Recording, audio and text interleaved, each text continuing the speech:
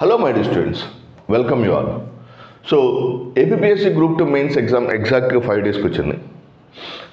ఈ నేపథ్యంలో ఎగ్జామ్ ప్రిపరేషన్కి సంబంధించి కావచ్చు, లేక ఎగ్జామ్ హాల్లో మనకి తెలియకుండా మన సైకలాజికల్ ఒక ఎఫెక్ట్ ఉంటుంది. That is called as mirror effect అనమాట. అంటే డీటెయిల్గా ఎక్స్ప్లెయిన్ చేస్తాను, జాగ్రత్తగా అర్థం చేసుకోండి. జనరల్గా ఎక్కడో ఒక గ్రామీణ ప్రాంతం నుంచి ఒక అభ్యర్థి ఒక ఫస్ట్ అటెంప్ట్లో చాలా కష్టాలు ఎదుర్కొని గ్రూప్ 2 లేదా ఆర్ఆర్బి లేదా 5 జాబులు కొట్టాడని నాకు మనలో మిర్రర్ ఎఫెక్ట్ ప్రారంభమవుతుందన్నమాట. So that is called as motivation. Okay, మనం మోటివేషన్ అంటాం. మనకు తెలియనటువంటి మిర్రర్ ఎఫెక్ట్ ఉంది. మనం అతనిలో ఉన్న లక్షణాలు మనలో ఏ లక్షణాలు సామీప్యతతో ఉండేవో మనం రిజంబ్లెన్స్ చేసుకొని మన ప్రిపరేషన్ ముందుకు తీసుకెళ్ళడానికి చాలా బాగా ఉపయోగపడుతుంది.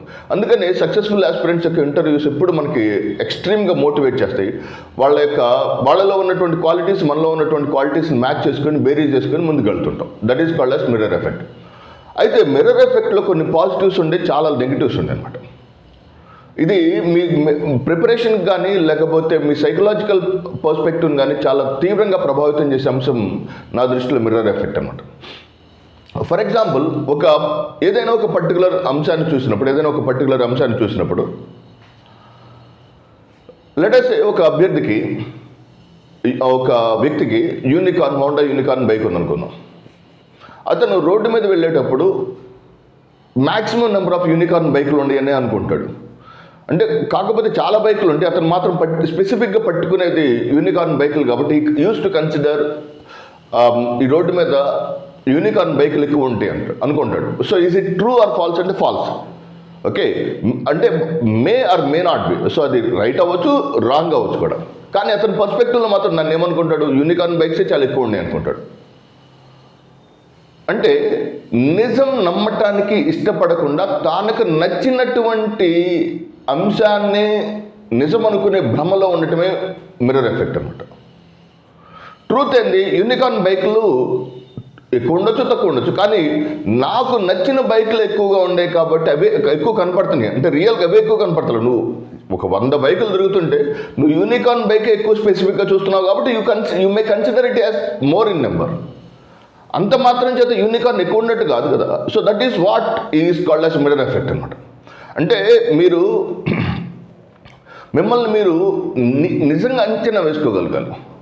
ఫర్ ఎగ్జాంపుల్, ఒక పర్టికులర్ టాపిక్ చూసినప్పుడు ఒక పర్టికులర్ లెట్ అస్ సే ఈ ఎగ్జామ్కి సంబంధించింది. ఓకే, సో ఎగ్జామ్ వాయిదా పడుతుందా లేదా అనే అంశంలో మిర్రర్ ఎఫెక్ట్ని బాగా చూడండి. ఎగ్జామ్ వాయిదా పడినా చదవాల్సిందే, పడకపోయినా చదవాల్సిందే. మనం ఎన్ని చెప్పినా, ఓకే, యాజ్ ఎ ఫ్యాకల్టీ చాలామంది చాలా రకాలుగా చెప్తూ స్టూడెంట్స్కి చదువుకోండి, ఎగ్జామ్ వాయిదా పడకపోయినా చదవండి అంటే స్టూడెంట్స్ వైపు నుంచి ఏమొస్తుందంటే మిర్రర్ ఎఫెక్ట్ వస్తుందన్నమాట. ఓకే, వాళ్ళు నమ్మిన దాన్ని మాత్రమే మనకి రిఫ్లెక్ట్ చేస్తారు, కానీ నిజాన్ని చూసే కోణం మారిపోతుంది అనమాట. That is a very problematic approach even in examination హాల్లో. ఎగ్జామ్ హాల్లో ఏం జరుగుతుందంటే ఏదైనా ఒక క్వశ్చన్ చూసుకుంటాడు. ఓకే, ముందు క్వశ్చన్ యొక్క ప్రభావం నెక్స్ట్ క్వశ్చన్ మీద పడటాన్ని మిర్రర్ ఎఫెక్ట్ అనుకోవచ్చు. ఒక అంశాన్ని చదివినప్పుడు, ఓకే, ఒక టాపిక్ చదివినప్పుడు ఆ టాపిక్, ఫర్ ఎగ్జాంపుల్ నీకు ఆ టాపిక్ మాత్రమే తెలుసు, అది అండర్స్టాండింగ్ ది కాన్సెప్ట్, కానీ ఆ టాపిక్లో ఉన్నటువంటి క్వశ్చన్కి సంబంధించినటువంటి అంశం తెలియకపోవచ్చు. కానీ నువ్వేమనుకుంటావంటే టాపిక్ మొత్తం తెలుసుకోవాలనుకుంటారు. That is a very problematic thing with reference to the segment called as mirror effect. I hope you understand the concept. మళ్ళీ రిపీట్ చేస్తున్నాను. ఫర్ ఎగ్జాంపుల్, ఏదైనా ఒక క్వశ్చన్ అడిగాడు అనుకుందాం. బయోస్పియర్ రిజర్వ్స్కి, నేషనల్ పార్క్స్కి, వైల్డ్ లైఫ్ శాంక్చురీస్కి గల వ్యత్యాసాల గురించి అడిగాడు.